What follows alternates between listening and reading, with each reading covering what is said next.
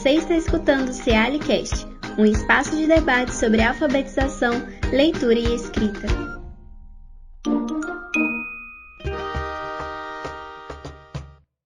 Olá a todos, sou Isabel Frade, pesquisadora do CEALI, e no CEALI-Cast de hoje vamos receber Jônio Machado Bertoni para conversarmos sobre letramento em marketing. Boa tarde, é um prazer estar aqui no CEALI-Cast. É um prazer conversar com você, Isabel, que foi minha orientadora aí, mestrado, doutorado. Espero trazer à tona aí temas importantes e poder discutir com vocês esse assunto, como eu trabalho já há muitos anos. Bem, o Jônio, ele possui graduação em Comunicação Social pela FAFISH da UFMG, com ênfase em Publicidade e Propaganda.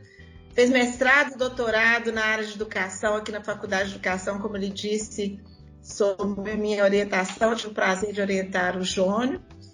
E é colaborador em várias pesquisas na Faculdade de Belas Artes, na Faculdade de Letras e na Faculdade de Educação, né, na própria UFMG. E tem trabalhado com essa dimensão da relação entre comunicação e educação. Tem publicado alguns materiais dirigidos a professores, tem artigos, participa de um projeto Redigir, coordenado pela Carla Coscarelli na Letras, na Faculdade de Letras, onde ele contribui também para essa dimensão pedagógica do trabalho com letramento em marketing, que ele vai explicar para nós. Mas antes de fazer as perguntas sobre o tema central, eu queria provocar o Jônio, lembrando de quando ele chegou à Faculdade de Educação, eu acho que eu fiz essa pergunta para ele. Jônio, você fez mestrado e doutorado em educação, abordando a relação entre comunicação e educação. Você poderia ter feito seu mestrado e doutorado em outra área, né? E como você, um publicitário, se aproximou do campo da educação e por quê? Bom, eu iniciei o mestrado em 2006, mas essa trajetória começou bem antes, né? Eu lembro em 2003, eu estava dando aula em comunicação social numa faculdade no interior, até que em determinado momento, um intervalo, alguma coisa assim, eu me lembro claramente de estar de frente para a faculdade de Direito e eu me questionei assim, por que eu não estou dando aula sobre publicidade para os futuros advogados, já que eles são consumidores também e precisam ficar atentos aí, né, e ter consciência sobre consumo e publicidade. Eu lembro de fazer essa reflexão muito claramente e isso começou a me motivar a pensar mais amplamente sobre discussão crítica, sobre consumo, sobre discussão crítica, sobre publicidade e propaganda, para além das aulas que eu dava para comunicação social. Então a coisa começou naquele momento, assim, 2003. A partir disso, eu me lembro também de ir pela primeira vez à Faculdade de Educação da UFMG, ir atrás da Isabel Frade, porque eu fiquei sabendo que ela é quem trabalhava com mídias, né, educação para as mídias, etc, etc.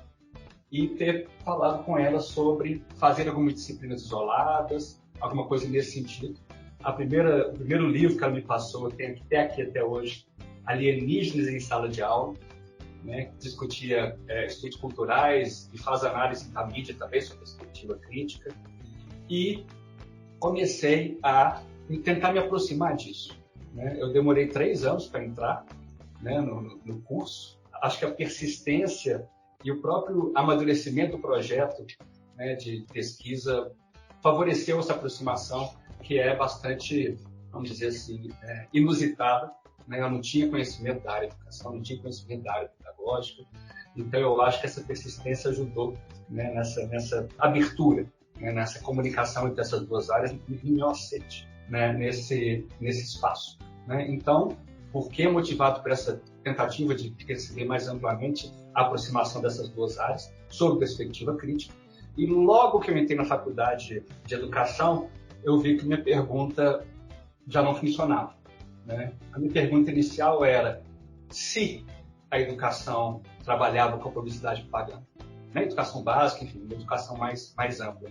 E logo eu percebi que o texto publicitário já fazia parte, né, das mais diversas esferas educacionais, né? Livro didático, currículo, enfim. Já era um gênero que participava já há algum tempo da prática pedagógica, né, mais amplamente. Então eu tive que mudar minha pergunta do se para como. Né? Então, a coisa começou a se transformar durante esse processo inicial do mestrado, que foi um imenso desafio para mim, né? Mudar de área. Obrigada, Jônio. Eu acompanhei o processo do Jônio e vi o quanto ele foi entrando no campo da educação, né? Tanto do ponto de vista dos materiais pedagógicos, como livro didático, assim como na formação de professores, né?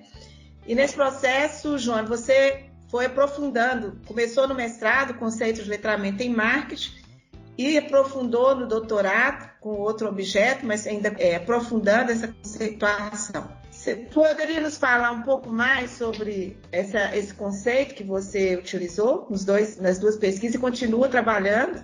Claro. No mestrado, né, fui, como eu disse, assim, compreendendo cada vez mais, né, o universo pedagógico, educacional e tudo mais, né?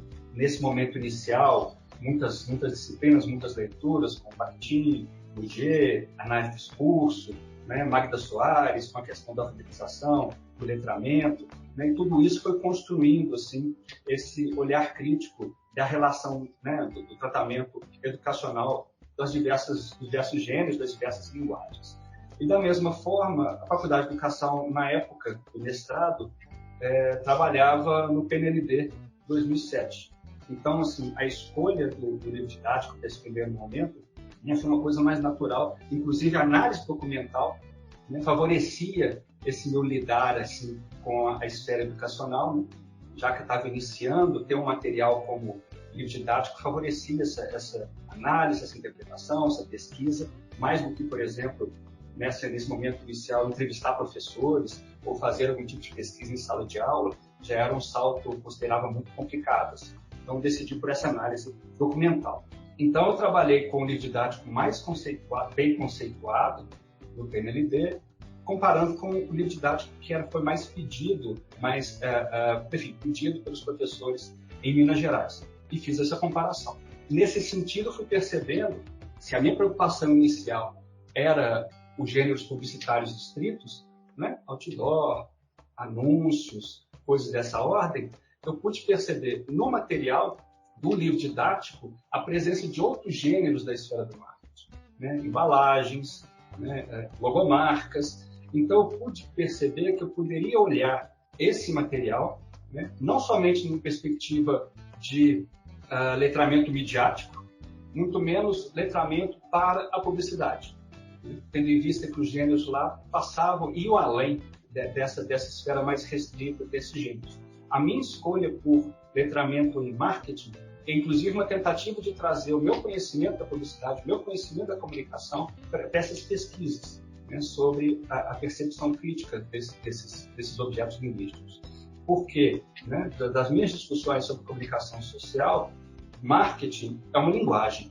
Né, as estratégias modernas de inserção das marcas, né, perante os públicos, no espaço público, perante essa participação na mídia, ela é uma construção estratégica de imagem de marca. Então, se eu adoto a perspectiva do letramento em marketing, eu sou capaz de vislumbrar, né, nos materiais, por exemplo, nos materiais que eu trabalhava no mestrado, considerando essa multiplicidade de gêneros.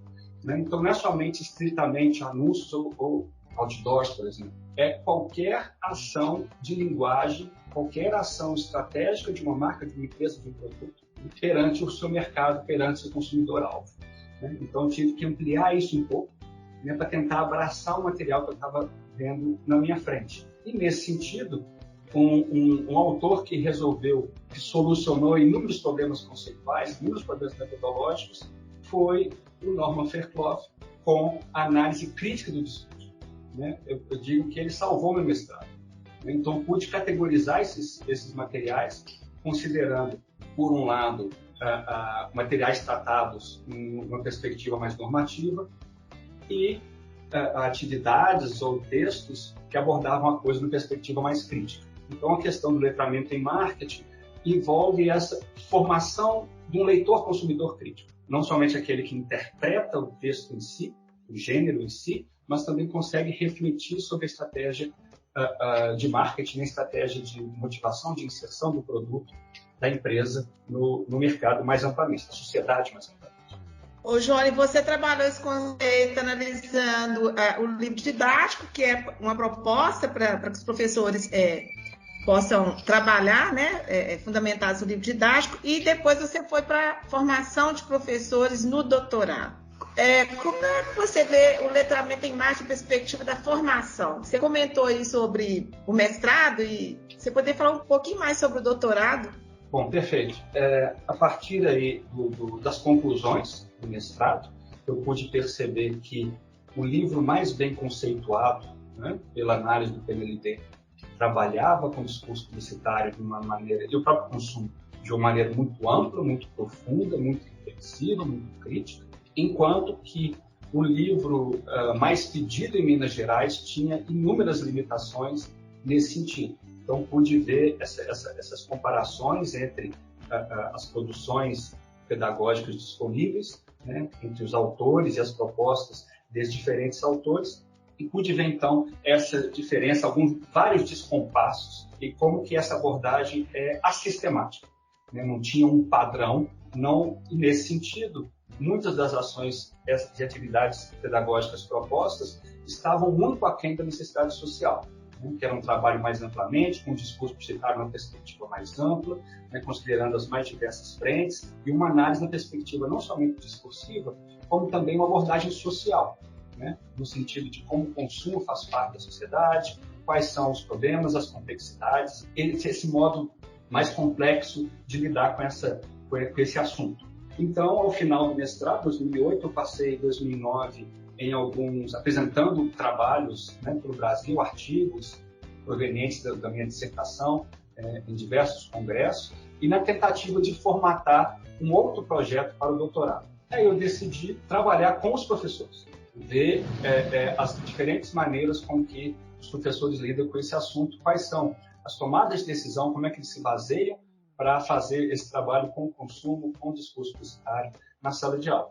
Né? Fiz questionários, se eu bem me lembro, algo em torno de 300, 400 questionários por toda Belo Horizonte, tentando abraçar todas as regionais de Belo Horizonte, e fiz algumas entrevistas em profundidade com aqueles professores que se dispuseram, tentando saber, né, o que motivava, que tipo de formação eles tiveram, como é que o livro didático participa disso, como é que o ambiente da escola favorece ou não esse trabalho, né, tentando fazer esse levantamento, tentando entender um pouco mais o que ocorre mais concretamente na sala de aula. Porque todo mundo sabe que o que está no livro didático é uma coisa, que se torna uma proposta, que se concretiza na sala de aula é bastante mais diverso do que o que está efetivamente no conteúdo do livro didático. Sendo assim, eu pude perceber que, independente do livro, enfim, de uma certa forma, de maneira muito ampla, a abordagem é uma abordagem normativa, como se falava na época, eu lembro que é o texto como pretexto de uma análise de caráter gramatical muito estrita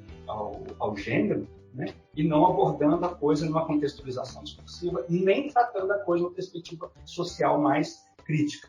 Então, a conclusão que eu cheguei a partir dessas análises mais amplamente são, particularmente, os limites, né? Os limites que são de caráter formativo dos professores, né? Eles não dominam o discurso publicitário, né? Tem gêneros com essa complexidade, que é uma complexidade que durante todo o trabalho que eu fiz, durante todos esses anos, é fundamentado por uma necessidade social muito concreta, frente à centralidade do consumo atualmente. Não há como não formar, né? Não discutir na sala de aula da educação básica esse assunto sem uma noção crítica, mas havia esse descompasso da necessidade social, né, da demanda social de uma participação dos cidadãos, dos consumidores, sob outra perspectiva, e o que ocorre efetivamente na sala de aula, por questões de infraestrutura, por questões de formação, muitas vezes por questões de interesse dos professores, né, de língua portuguesa, que, inclusive, quando eles efetivamente se sentiam motivados a trabalhar com isso, por questões muitas vezes pessoais, questões subjetivas,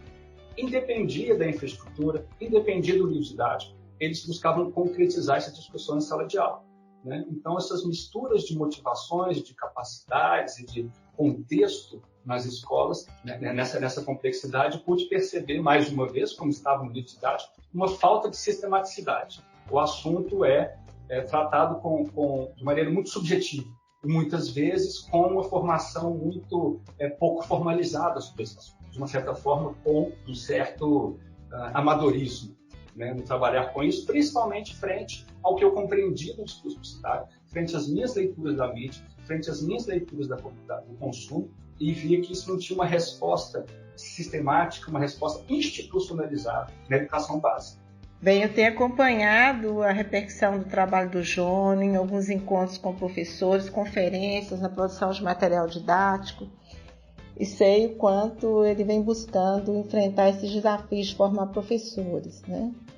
E hoje a gente tem uma mudança muito grande para essa leitura crítica cidadã, considerando o marketing nos meios digitais, né? São grandes mudanças. E eu gostaria, Jônio, que você comentasse essas questões, como é que você tem pensado nas questões que já são centrais do seu trabalho e nas questões que estão modificando essa forma de operar o marketing nas redes sociais. Bom, após o doutorado, né, que foi de 2010 a 2014, em 2016 eu fiz pós-doutorado na Letras com a Carla Coscarelli, e eu fiz uma pesquisa quanto à receptividade. Eu dei 4 cursos, né, durante esse ano do pós-doc, 2016 e 2017. Eu dei 4 cursos para professores em formação e para professores em atividade. Acho que eram cursos de, se eu bem me lembro, 15, 20, 30 horas. Né? Era uma carga horária que foi se alterando durante essas propostas, e tentando entender qual que é a receptividade desses grupos, né, perante a disciplina que eu formatei. Essa disciplina, ela envolvia, num primeiro momento, uma problematização, né, uma contextualização, em que eu discutia consumo na sua complexidade, eu discutia a linguagem publicitária, a linguagem de marketing na sua amplitude, né? Eu apresentava isso para os professores, eles também liam o material de complexificação dessas duas esferas, e num segundo momento eu apresentava maneiras de didatizar isso, né? A escolha do texto, a necessidade de fazer discussões que vão da estrutura textual em si, né? Passando por análise discursiva, quem falou o que, para quem, como, né? Quem são esses grupos envolvidos, essas esferas envolvidas, a estratégia de persuasão do texto, o consumidor, o interesse da empresa, enfim, coisas dessa ordem, e também uma discussão social, como que esse discurso impacta na sociedade do ponto de vista ideológico, do ponto de vista de estereótipos, qualquer coisa dessa ordem, né, de motivação para um comportamento específico, etc. E como que essa sociedade possibilita esse discurso.